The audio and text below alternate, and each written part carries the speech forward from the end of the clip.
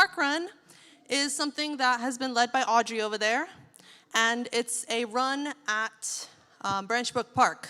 It's pretty close to here, maybe like 15, 20 minutes, and it's a 5K that's free every single week. And it's really nice. We've collected a bit of a community, people who are really, really, really passionate about Park Run in specific. And they come every single Saturday morning and they run. But you don't have to come every time, just if you want to run. If you want to walk, it's very chill, it's very nice. And even if you want to just volunteer, it's really helpful. So if anyone's into running, you want to get started into it, you want to just get some exercise on Saturday mornings, this is actually a really wonderful thing that we've had running for a while and is going to continue moving forward.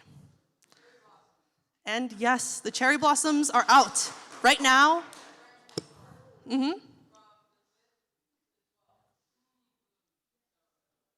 She said 5th to 12th in Branch Brook Park, cherry blossoms are at peak bloom. So it's gorgeous, gorgeous running.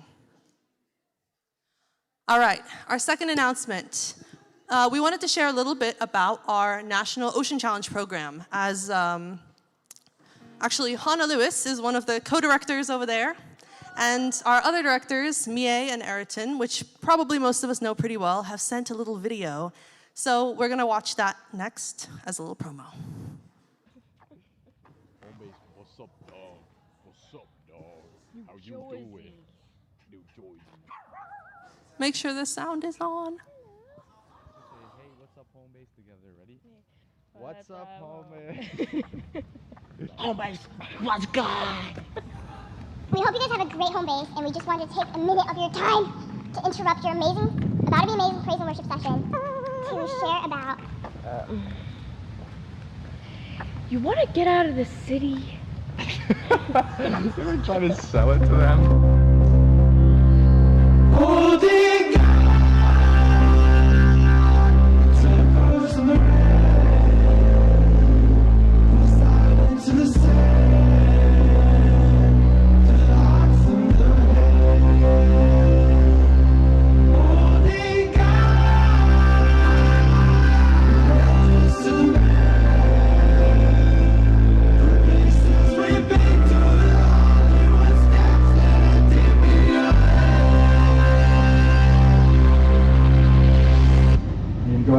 and go to the sea and get sick and throw up and catch fish. It's one thing to love other people when you're comfortable. It's another thing to love other people when you're throwing up over the side of a boat. Keep running.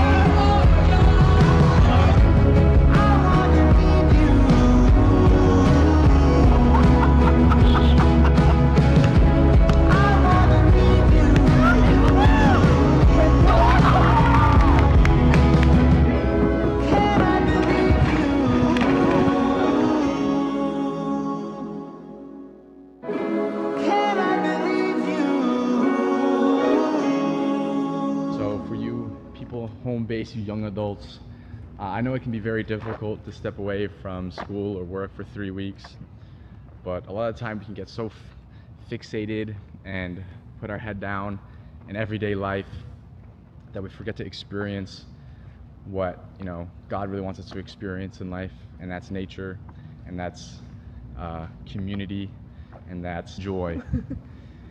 And some of the most joyful experiences in my life have definitely came from Kodiak Ocean Challenge, catching big fish, staying out on the ocean. Yeah, I know it can be very difficult, but I really urge you to think about trying to come up this year, or trying to figure out a way if you can come up this year, next year. It's definitely worth it. Yeah, don't forget to experience unique things in life. And one of the most unique things is Kodiak Ocean Challenge. Thanks for listening. Enjoy your worship. Bye. Bye. They're so cute. Anyway, I've heard only good things about Wish and Challenge, so if you have the chance, get out there. Okay, next, we have the Higher Ground Tour. Reverend Dunkley's coming back, and he's closing it out over here. On April 18th, on Saturday, he's going to be here in New Jersey, and April 19th, the Sunday, he's going to be at Belvedere. I don't know exactly what it means by exclusive for New York communities. I'm guessing the rest of us are not invited, but that always may change. I don't know. Anyway, so that's going to happen. Reverend Dunkley's coming. Let's get excited. All right. We're going to go into our first set of praise and worship. And I also just wanted to remind everyone that today is Good Friday. And so as we sing, I just really want to take the time to dedicate the time and the space and the heart to Jesus. Today is the day that Jesus sacrificed himself on the cross. And so, yeah, regardless of how your relationship with Jesus is, because I know in our church it can be everywhere, just taking that moment to remember and understand that he was a person who truly lived his life for other people, gave his life for everyone, and truly lived as the ideal Son of God. So yeah, let's offer these worship songs to him if everyone wants to stand up, and let's join our beautiful band.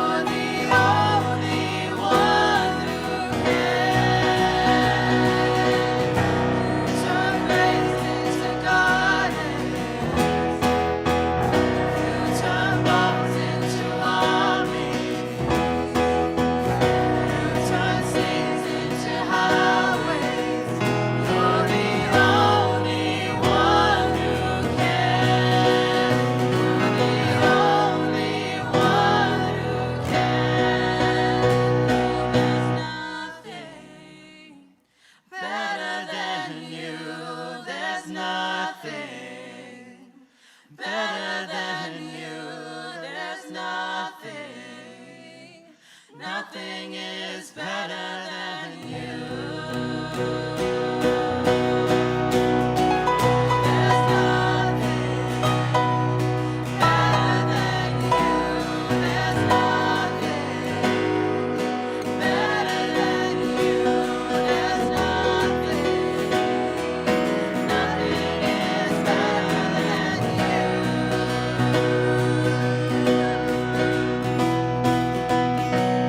Turn grace into gardens.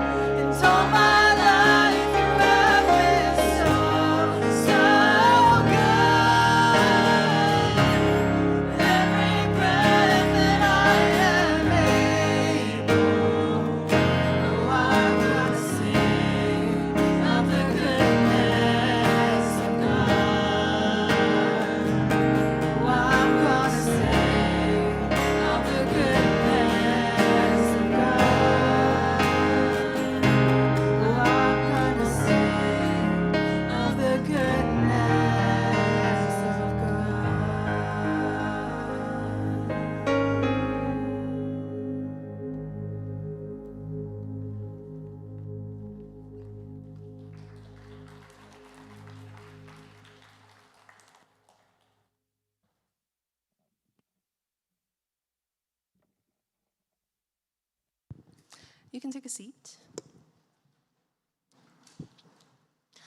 All right, so up next, we have someone very special to talk to you guys. Someone who usually is doing all the hard work behind the scenes, behind the cameras, making sure that everything tech-wise is perfect. But this time, I want to hear what he has to say. And so I would like to welcome up to give a testimony of why I'm here, Renero.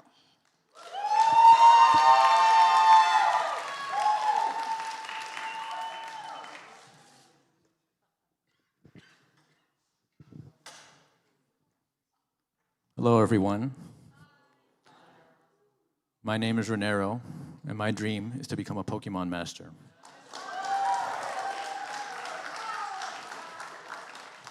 That's a weird thing to say, but it'll make sense later, I promise. A little bit about myself. I was born at a young age in 1996. I moved around a lot growing up. I was originally born in Brooklyn. I moved to Clifton, then I moved to Florida, and then I moved back to Clifton. So I've been around a lot. When I was originally here in Clifton, though, I didn't really go to the Clifton Family Church at all. I went to the Bronx Church, which is around 45 minutes from here.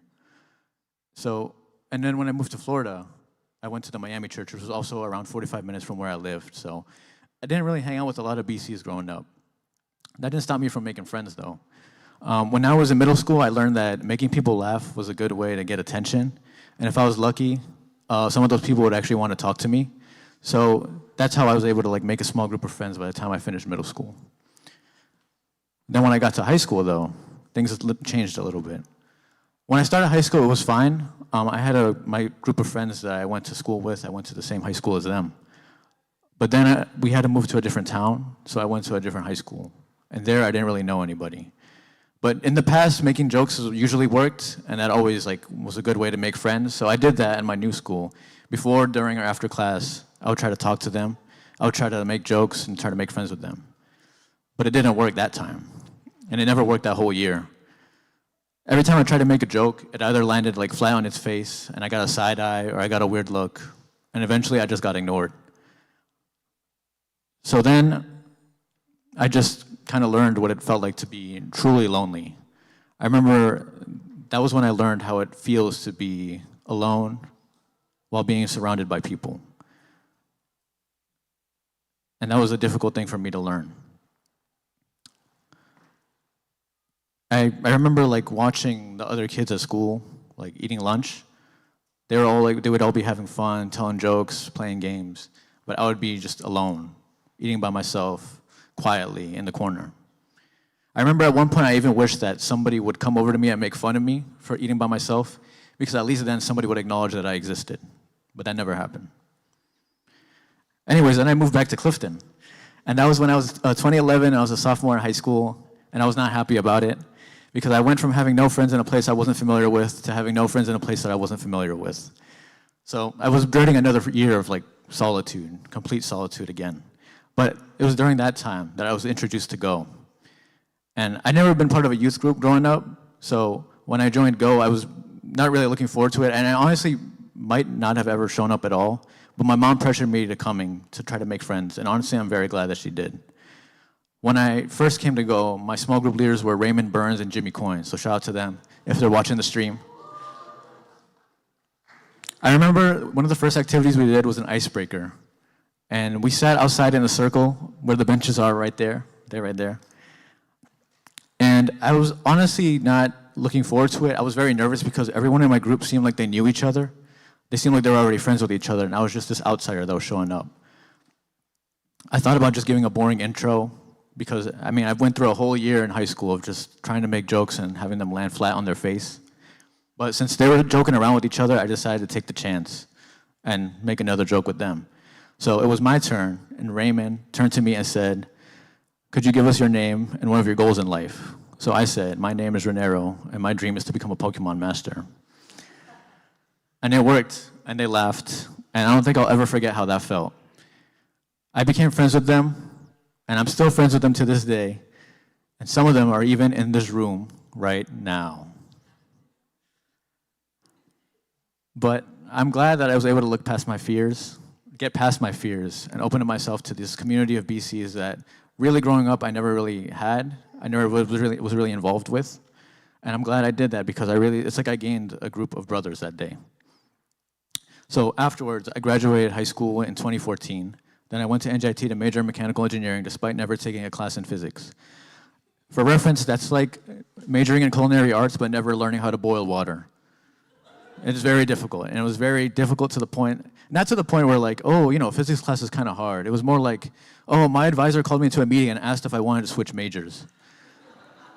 It was really, really hard. And I thought about taking a gap year, but I ended up choosing not to because I figured that if I took a break, I would probably never come back. So for the 5 years it took me to complete my 4-year degree, I ended up just focusing on school. I didn't come to go. I didn't help with the church. The only BCs I hung out with were the ones that were at school with me. And they were also failing their classes, so it was not exactly, it was hard for everyone, thankfully. But then I graduated in 2019, and I got a job, luckily, straight out of college, and I was there for 5 long years. But during those 5 years, a certain friend of mine asked me if I wanted to help the stream team for Sports Fest. And that same friend of mine asked me if I wanted to come to board game nights on Tuesdays. And the same friend asked me if I wanted to join the Ghost staff for the media team. And that friend's name is Bhavin Mistry. Can we get a round of applause for Bhavin? But in all seriousness, Bhavin's consistency in asking me to help with these events is the reason why I started to come back little by little to this community that I was kind of drifting apart from. I helped out for like 1 year, then it was another year, then I ended up going to board game nights, then I ended up helping with the stream team for Homebase, then I ended up joining the media team for Go, and then I was asked to give a testimony to you all today. But I'm glad that I was brought back into the community. I'm glad that I came back, especially when I did, because I lost my job about 1.5 years ago, but this has been the happiest I've probably ever been in a very long time. And it's thanks to all the friends that I've made, my old friends and even the new ones that I met this year. And it's just, I look forward to seeing them every week, no matter what it is we do, whether it's going ham at Cast Iron, whether it's yelling at Hyungho for getting a board game rule wrong again, whether it's putting a puzzle together in the youth center. I look forward to all of it. So to all my friends, to every single one of you, I thank you for every moment that we've shared together, for every bit of joy that you've given me, for ever laughing at my stupid jokes. I really do thank you from the bottom of my heart. And if you'll excuse me, I gotta go back to my job.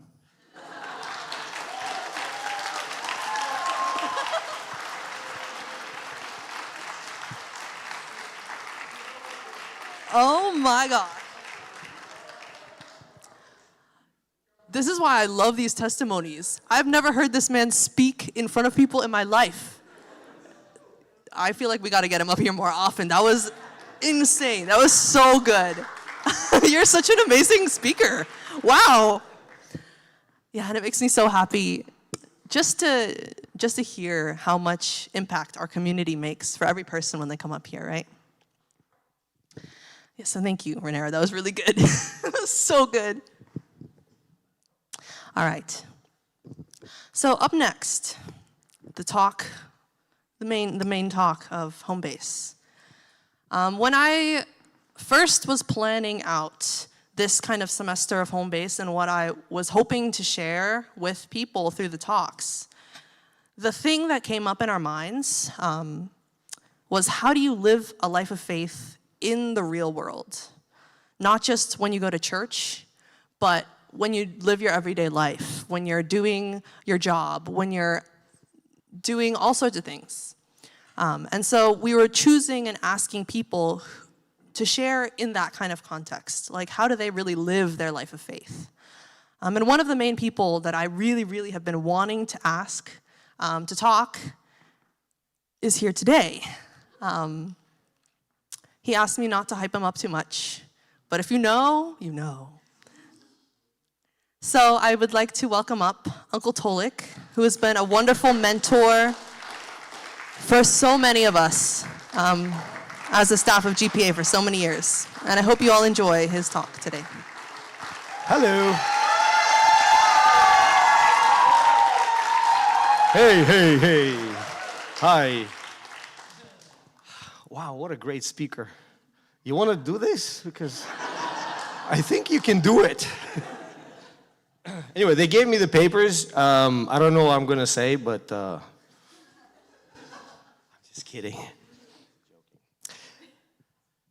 Hi, my name is Anatoly, my full name, short for Tolik, and I've been asked to give a talk about how to live with God past or beyond the limelight of a mission or, you know, in the daily life, just in general. I know this gathering happens once a month, right? So I heard last talk was really great. So did anybody meet God last month? Or mostly Satan? Who meets Satan more than God? Oh. Okay. Anyway, God is around us, right? I think it's in general, it's not just our movement kind of problem, but if you take military, right? They go out on the front lines and they spend time in the military, and when they come home, they have a hard time adjusting, right? To a normal life. Sometimes in our movement as well, we have difficult time meeting God in our daily life because we all think that relationship with God connected directly to mission or gatherings like that, right? Or doing something important. But nothing can be further from the truth. This talk probably gonna ruffle some feathers. Is that okay? All right. So, imagine a friend. You all have a friend, right? A best friend. And then you want to improve your relationship with that friend, right? And then to improve the relationship with a friend, you decide to set some rules for that, right? You're going to meet at a certain time, right? Once a week. You're going to sit in a certain way, speak the same thing. When you meet with each other, you only repeat the same things over and over again, right? And then do things almost like a system. How do you think that's going to go? At some point, what does your friend is going to tell you? Do you really want to have a relationship with me? Or you want to just kind of system about me, right? Why? Because sometimes when I reflect, sometimes that's what we do with God quite often. We come to church, we do mission, right? We put God into a certain frame, and then we ask ourselves, how come I don't have a good relationship with God? So question is, what religion does God practice? If you really think about it.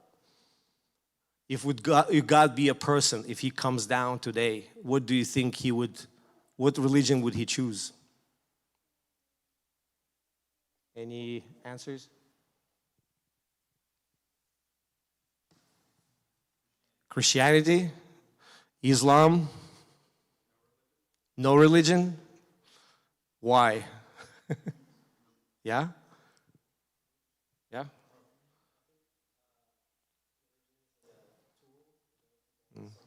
Right. What do you think God feels about religion or churches? What do you feel about religion or church? What is religion to you?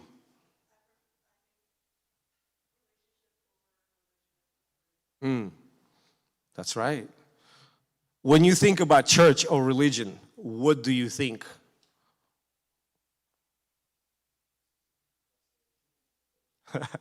Yeah, restoration. Rituals, right? Certain rules. And many times religion, something where you perform, you have to perform. And then our connection to God, if you follow religion, has to be based on performance. It's true, religion was created, to connect to God. But what if God himself feels the same that we feel about religion sometimes? A lot of people are religious. Maybe some of you like the rituals. Maybe some of you like certain things like, hundukia that we do, prayers that we do, we repeat the same thing. When you guys pray, who repeats the same over and over again? Anybody? If you ever pray, right? But many times we find ourselves repeating over and over again the same thing, right? And then when we think about religion, it is very stifling.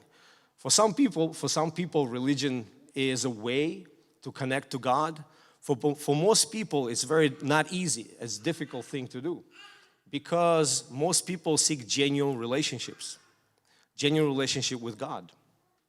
So especially people who have a difficult time with relationships would choose religion over genuine conversation, right? So religion many times make us feel that we do something for God instead of living our life with God. What is the difference between doing something for God or living with God? Anybody know the difference? The difference is really huge. When religion makes us do stuff for God, things for God, what is the difference between living with God and doing things for God? That's why we're here, right? Even we set up this meeting here. There's programs running. There's rallies going on. We think we do things for God. But what is the problem with that? Anybody? What's that? Obligation. But also, we can justify to do almost anything for God. There's a saying, religious person will do anything for that religion, regardless of whether it's good or bad. But spiritual person will never do anything that is bad. So when you live with God, you actually don't have to, you cannot do anything bad. When you just think about rituals and religion and what we do, it's very easy to become stifled in that box and imagine or pretend that you do things, you're doing something for God. Where in reality, we become distant from God and you stop feeling God's love. And now for some people, it's okay because it's easier to replace ritual, it's easier to replace framework and imagination who God is than doing a right thing, a good thing. Right? So, but what God wants from us, if you look at the Bible, like you mentioned, God wants relationship. You want relationship, right? If you look at the Bible, at the beginning, what did God do? God walked with people. Everybody knows Abraham? You heard of Abraham, right? I mean, we don't know him personally, but you heard of him, right? I remember reading about Abraham for the first time, and if you know, there's account of him being guided to Sodom and Gomorrah because God is going to destroy Sodom and Gomorrah, right? And then Abraham, what did Abraham say to God? God asked Abraham to take his nephew Lot out of Sodom and Gomorrah. And when I was reading, Abraham was actually arguing with God. God, what if there's 50 people in that town? Will you still destroy? And God said, no. But God, what if there's 30 people in that town who are righteous? Will you still destroy that town? And God said, no. How about 10 people? So I'm reading this and I'm thinking, wow, Abraham is so amazing because he's arguing with God. We make God, you know, right now it's very hard for us to argue with God, right? But when you think about what Abraham did, he had a very honest conversation. Abraham actually fought for these two towns, not to destroy the two towns. So obviously Abraham had a very artistic, very close relationship with God. How about David? You know, he eventually became Israel, right? When David was going to Haran, what did David say to God? Anybody remembers? Hey God, I will worship you if you become my God and you protect me. Otherwise, forget about it. What did God say to David? Jacob. Talking about Jacob. What did God say to Jacob? Yes, I will be your God, right? Or with David, right? It was honest relationship with God, emotional and real. So there's another thing in the Bible. Jesus actually quoted that thing. He said, I desire mercy, not sacrifice. So Jesus also said that God desired love and relationship with us every single day. So, but many times we feel like I have to do something, I have to perform, I have to become better. Nothing wrong with that. We have to all become better. We have to perform on our character, improve our character. However, that's not where relationship with God come about. So, the good place to look at, of course, true parents, but Jesus. When Jesus came to earth, what did Jesus do? He showed us, right, what God is all about. What did he do? Did Jesus establish a church? Did he establish a set rules? What did he do? He hung out with people who nobody wants to hang out with. He took care, he put people before the rituals. People, especially Jewish priesthood, was pretty pissed off about him because he performed miracles on Sabbath, right? He put relationships before ritual. He put relationship before mission that we do. Relationship was everything. So that is God's desire for us, to experience every day of our lives relationship with him.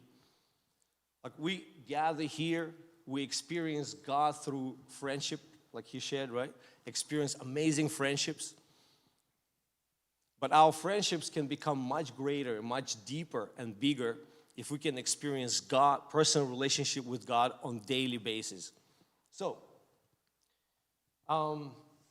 Jesus eventually said, right, I don't want to relate with you as servants or people who worship me, but I want to relate with you as who? Friends, right? So what does it mean for us? What does it change for us? We don't need to perform before God. We don't need to become somebody big or important or good in prayer, because relationships are not built on perfection. Relationships are built on presence, right? So instead of next week, next month, instead of being better, doing better, you can just make God, talk to God more. Be present. Instead of talking about God, you can talk with God. After about a year ago, right, my mission personally finished, right?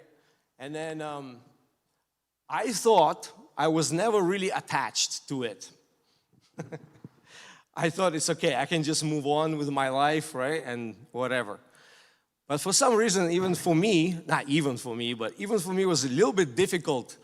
All of a sudden, I realized nobody calls me Uncle Tolik anymore, right? And I don't stand in front of people and give speeches and talks, right? And I had to reevaluate, where does my value actually come from? I quickly recalibrated myself. Especially I realized how quickly I did it after 25 years almost doing it, you know, being kind of in a mission and everything like that. And I recalibrated myself quite fast. And I realized, the faster I realized what my real mission is, my real mission became really my family and the people in my immediate circle of influence, right? And then I realized that relationship with God was something so deep for me. Right now, I run a business, and then to be honest with you, I meet customers. We have a most amazing, pleasant job. It's called junk removal, and we also handyman. But I realized I meet God every day much deeper than I did in my mission. When I did in my job, I meet customers that literally blow my mind. What? It's true. I meet customers who, in this profession, you meet some contractors, right? I'm handyman as well. They come in and they're very tired and they're very grumpy people. If somebody comes to remove your junk, they usually, right? But we come in, we're so smiley and we're so happy and we're happy to meet people, right? Because somehow I wake up every day and I'm thanking God. I'm talking with God as I'm driving towards my work. When I meet people, I really ask God, like, what is this person going through? What is this person feeling, right? And then, funny thing, people start telling me, just customers, amazing. It happens almost every day to us. Who are you guys? What are you doing? Like, what did you do before? Right? And we start telling them what we did, and they're like, oh my God, you're always happy. We're doing some construction job for some guy, and then he's like, you guys are always happy every day. But I feel we can all experience relationship with God outside of that and become really fulfilled and filled in if we treat God not as a religion, not as a time we go once a week to the church, right? But as a person who in your life all the time you talk to, just like your buddy, your friend. Ask God how you feel. Tell Him how pissed you feel, how unsatisfied you feel every day. We can ask God, we tell God and ask Him simple questions because He wants to be part of our life every single day. So, I think if in our families we make that a priority, we will stop relying too much on campaigns and then making big promises to God. If each of us fulfills our relationship with God, then we can restore this world much faster. Because people will just naturally gravitate to you because they feel something different about us. Because you walk with God. You don't just do things for God. A lot of religions do things for God, but sometimes it's a facade, right? We put in front of ourselves, I'm such a good person because so-and-so, I am pastor, or I give good lectures, or I did this, I did that in my life, or I'm active in the church. And that's all great. Nothing wrong with that. But sometimes that becomes determining factor of our relationship with God and true parents. The good thing to do for everybody, I think, is to go through challenge in life where your position is taken away from you and you become very lonely, just like in this testimony he gave. I love it. It's actually incredible to become lonely in your life. It's good. Sometimes to be so lonely that you feel there's no one else but God I can go to. This is the only time you can really test your motivation. What is more important in my life? People, relationships with just people and validation, or do I have my own sense of value and my own sense of value that stems from my relationship with something higher than just people, right? And sometimes it's good to go up and experience this amazing high. Anybody experience high doing mission? Some graduates from former GPA, and when you come back home, what happens? Shing, right? Low. You crash really hard. But it's kind of unavoidable because it's artificial environment. Sorry to say, but even coming to church on Sundays, it's an artificial environment. You cannot live your everyday life like that. It's a great thing. I want to invite you guys sing every Sunday for us in Red Hook. We don't have, maybe if you guys come over and then more attendants come to where we are. I don't know, maybe all New Jersey goes up there. But even this coming here, it's great, it's awesome to come, But even that is artificial environment. It's almost like a spark for us every Sunday to ignite again our relationship with God. But it shouldn't be this way. We should be living with God, going around singing like that internally. Don't go in our hearts, right? And having love that we feel from our Heavenly Parent every single day, right? So,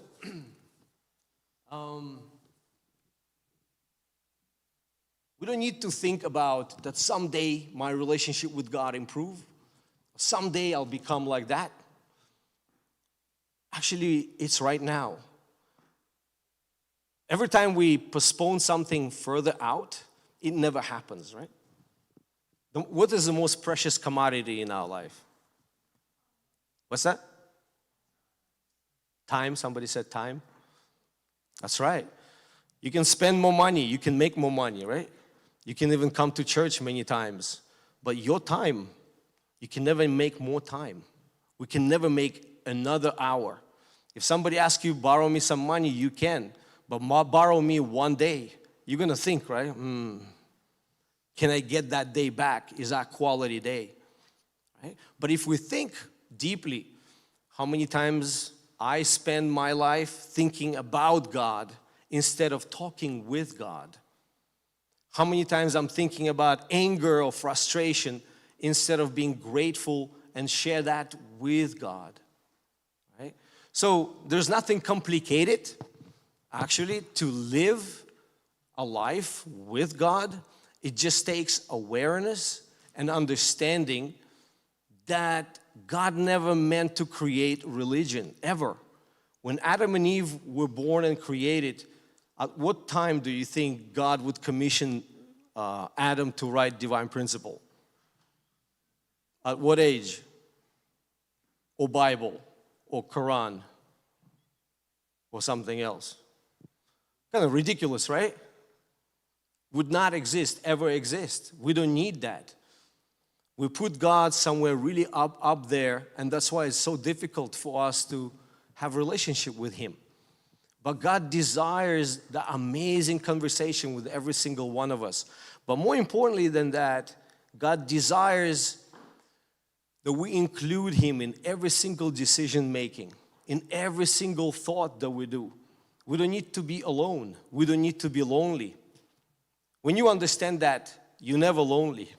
Even when you don't have maybe friends, right? Maybe nobody laughs at your jokes anymore. I don't know. But God does. God feels it's funny, right? God thinks you are funny. The more value we feel in ourselves, right? The more value God feels about us. Every relationship that we failed at, we many times jeopardize it ourselves, right? By thinking, I'm not good enough. I'm not holy enough. I'm not pure enough. We don't need to purify and become holy in order to start our relationship with God every single day. The danger is always to replace that genuine heart with something ritualistic. And unfortunately, our movement is not exception. We really tried really hard to become something different. We even changed name, called Movement now. We're Movement or Federation, right? We don't want to say church because church carries da-da-da-da-da. We even did that. But somehow, when relationship with God is not so great, it's easy to go into grace filling me with golden light. Right? I don't know. Nothing wrong with that. It's okay. That's fine, right? But when we start measuring my life of faith equals, right? And how many times I cried in my prayer, or how many times I went helping public events, all these things I'm not bashing on. It's great, do it. But before that, are you getting into that square, right? Into that box, and that's how you're judging yourself. Because God doesn't need that. He loves everyone and every single person just the same. All right? We just need to discover that. Has it been 30 minutes now? You don't know? Okay. You have any questions? Good. He doesn't. Anyway, it's supposed to be short talk. Yep. Yes.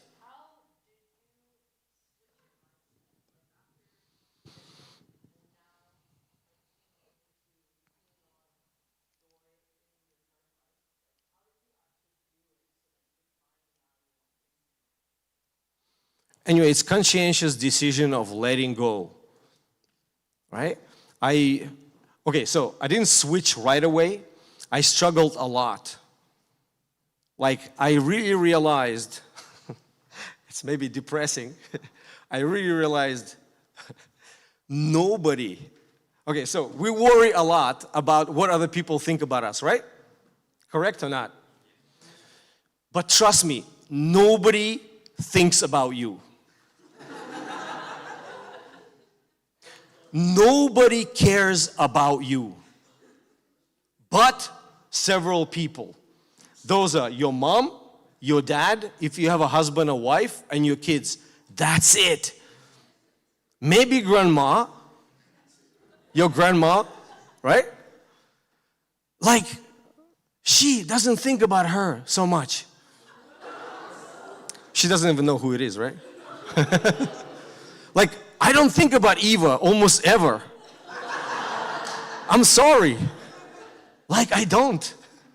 Right? I met you, but we like to think we're important, right? And that's a very, like a first thing that we have to overcome. I need to be somebody important, or otherwise I don't leave a mark in the world. You know, I need to leave that footprint, that mark in the world. But it's illusion. It is, you just let go. Everything you do, it's like this business I do, it's like completely changed my perspective. We are right now cleaning out a house. The lady, she was a hoarder. She didn't throw away anything. Nothing. She kept cigarette butts, you know, she probably smoked. There's jars, thousands of jars of cigarette butts. She put it all in jars and kept it. When we entered the house, she died, and we have to clear out the whole house. When we entered the house, there's a tunnel, like you going through the tunnel of stuff. Like, it's like this, right? And she painstakingly collected all that stuff. And she thought probably at some point, oh, look, I found this little vase for $1 on the flea market. What a deal. And now I'm loading all these little things into a trailer and dumping them. And her daughter is paying us $9,000 to do so. Was it a deal? Nobody cares about that stuff. Nobody cares about what she did. Nobody cares about, only her daughter does. It's junk, it doesn't matter. Right? Many times we engage ourselves, we convince ourselves that this action probably so amazing for God. That amazing for God. But most important thing for God is relationships you make, I make in my life with people that are closest to me and to God. God is not going to, when I go to spirit world, God is not going to come with a receipt. This is how many times you attended Sunday service. Good boy. This is the talks you gave, and this is how many applause you got. Good boy. Now you deserve my attention and my love. So, to answer your question, I'm sorry, long, I realize nobody cares. Only I do. And if I just let it go, it doesn't matter. The only people who care are my family, whether I'm happy or not. My children, my wife. Not my dog though. My dog only cares for food, right? Nobody cares. So, I don't want to sound, is it depressing? No? Our life is so much happier when you realize nobody cares about how you look. Nobody cares what you think, how you talk. They might like, oh, okay. And then and then they forgot about you already. Literally, they just, because they themselves thinking, how do I look? Right? And anyway, reality is our relationship with God suffer because of that, because we create this image about God, and then we create this image about ourselves and our place in this movement. That somehow if I do well, I win my place in heaven or my relationship with God. But the most important thing in life is you're real to yourself, right? Your family, your children, your immediate circle of influence, that's all that matters really in our life. When we accept that, it's easy to let go of whatever you do. And you start actually, I believe many people crash after the missions because they just can't let go. But I did such a great thing. It was so fun. You know, being with somebody or moving to a new community in Miami, right? Clifton was so great. Singers were amazing, right? And now, only iguanas on the trees. Only iguanas winking at me, I don't know. But most important thing is, again, we need to move on, let go, because the most precious commodity in our life is time. And we cannot hang ourselves up on the past. We have to move on and build a new relationships, right? New relationship with God, new relationships with our family, but the only way to do that, if you're secure in our relationship with God, if I'm secure where I am in front of God, that's all that matters really. And for me personally, I kind of don't care anymore what people think, whatever. I know where I am stand in front of God, and then I have my just free conversation. That's the way I roll. I don't know if I told you who people were on GPA. I actually, when I got mad in the past, I would cuss at God. Like, why the F you doing that, right? And then, it's very scary, right? Because sound faithless, right? Sounds kind of really jerk. Like, how can you cuss at God, right? But you know what I received? Every time, if I was nice to God and I was really obedient like a sheep, I didn't get anything. I just got pat in the head from my central figure. But when I was honest with God, every time I received love, like total embrace. Thank you for sharing. Thank you. Because, you open your heart and you listen. You listen to what God wants to tell you. Now, I'm not encouraging anybody to go right now and cuss around. That's not what I mean. It's just when you're sometimes angry and when you need to talk, you have to be honest. Just like with your friend. God, I don't feel God on Sunday. I don't feel you on Sunday. What is going on, right? Is it Eva? Is it our pastor? Is it singing team? And God says, yes, it's them. I don't know. No, right? But answer always comes in form of love. And all the frustration many times just goes away, right? Any other questions? Sorry, real short talk. I hope I didn't discourage anybody to come to church. Please come to church. That's not what I'm about. I come to church also, okay? That's fine. But that doesn't define me. I really believe the way we restore the world when we give up religion. Literally, I really mean it. We give up our church. And I personally think, okay, I might be crucified for this, because I really think what's happening right now in our movement is God's doing. God is dissolving our church because we don't need it, because it actually anchor that pulls us down all the time. God never needed this vehicle. Well, maybe he needed it in the beginning, but now he dissolves it, because all we need right now is really connecting to God and true parents in our families and living through example. How do I relate with God on a daily basis? right? Just like Jesus showed, just like your parents showed, that just like God showed in the Bible, He didn't need rituals. God needed relationships. That's all. Thank you.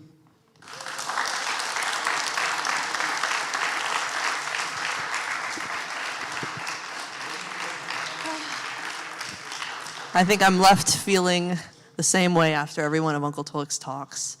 I feel like I need to pray, to be honest. So I'm going to give you guys like 2 minutes to either talk about one of these questions or just share what's on your heart with the person or people next to you. But yeah, these are some ideas of questions you can talk about, or just in general, how do you feel, what did you think? And a few minutes just to do that. So go ahead.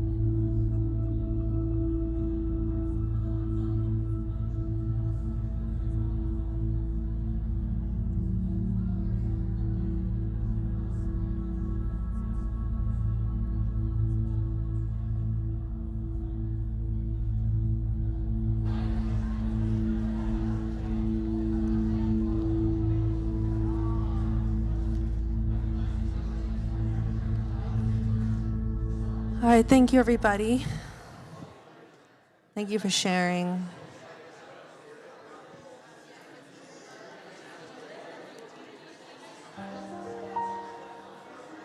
As always, we're going to have more time to talk later. But now we want to move forward with our program. And I think I have one point to oppose what Uncle Tolik said. Because for me, religion, I have a very open heart towards religion because at least people are trying their best. That's how I really feel about it. Like, at least they're doing something, right? It's better than people who don't care about God at all. And so, yeah, that's kind of why I create spaces like this, and why I really value our community and why I really value being here and present. Because it is difficult to live with God every single day. And it is really difficult to have that kind of mindset. And it's very easy to get knocked off that path or distracted or kind of down. And at least here we have a chance to reset. So I want to offer you that chance through the music and through being here and through seeing each other. And through hearing these type of talks to remind us that yes, we need to have God every single day. But even if we don't, at least we can talk to him today. And hopefully do better moving forward. Yeah, so we have a few songs for you, and just let yourself talk to God, be with God, be with each other, and enjoy the music.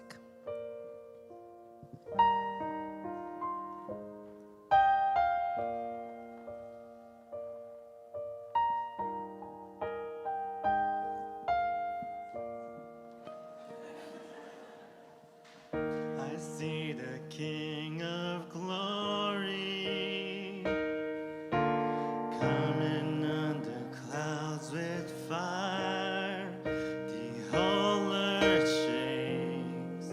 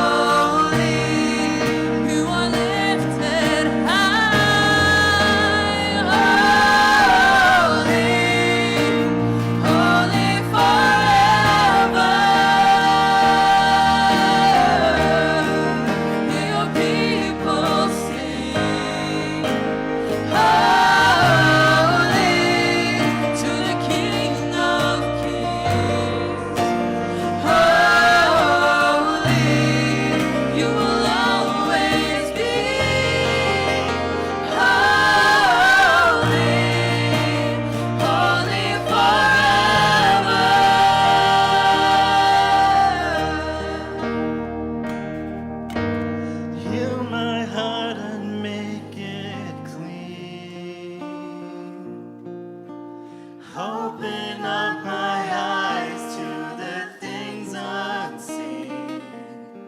Show me how to love like you have loved me.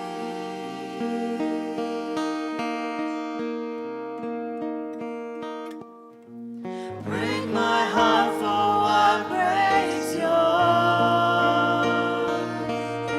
Everything I am for your kingdom's cause. As I walk from birth into eternity.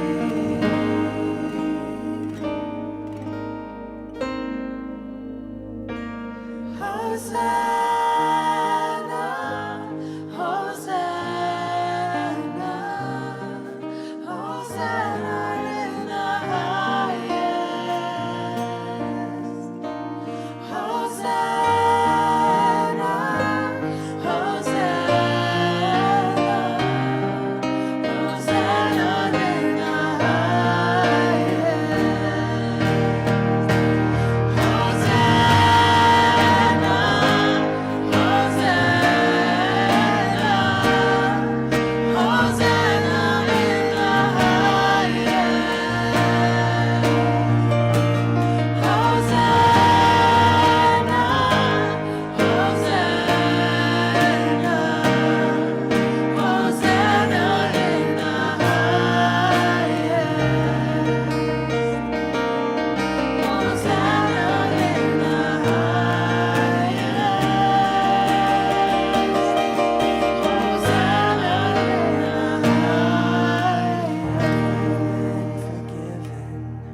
and if you've been redeemed, sing the song forever to the Lamb. If you walk in freedom, and if you bear His name, sing the song forever to the Lamb. Sing the song forever and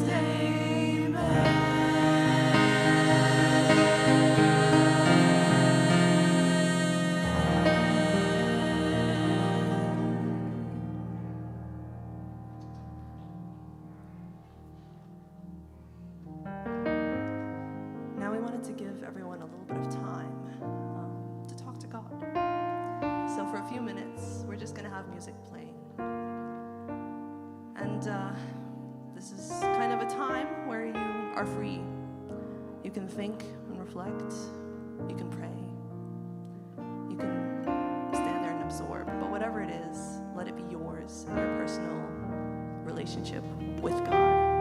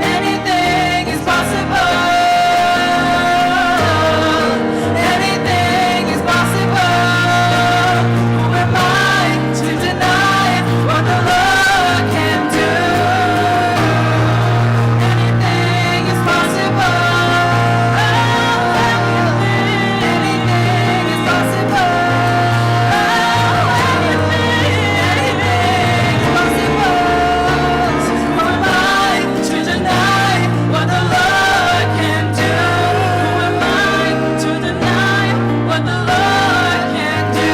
So who am I to deny what the Lord can do?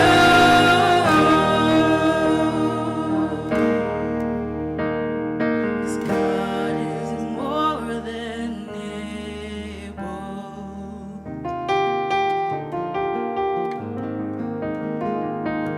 God is more than able.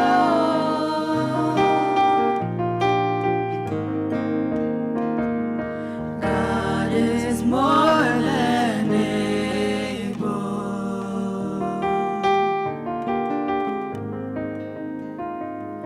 God is more than able. Who am I to deny what the Lord can do?